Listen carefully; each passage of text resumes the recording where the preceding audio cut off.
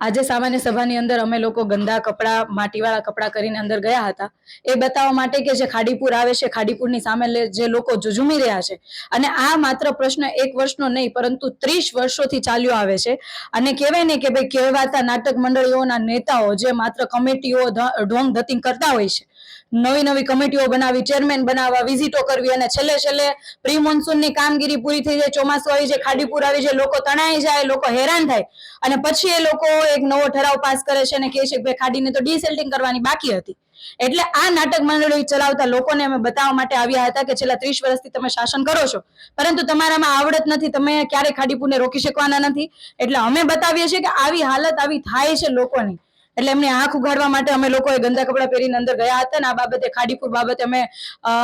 વ્યવસ્થિત રીતના વાત પણ કરી હતી, રજૂઆતો પણ કરી હતી, પરંતુ આ લોકોને ખાડીપુર બાબતે, ખરાબ રોડ રસ્તા બાબતે, ગંદુ પાણી જે લોકોના પીવાના પાણીમાં આવે છે એ બાબતે, ગટર ઉભરે છે એ બાબતે કોઈ વાત સાંભળવી નથી. પણ તમે કેન્દ્રીય મંત્રીના વખાણ કરો, ગૃહમંત્રીના વખાણ કરો,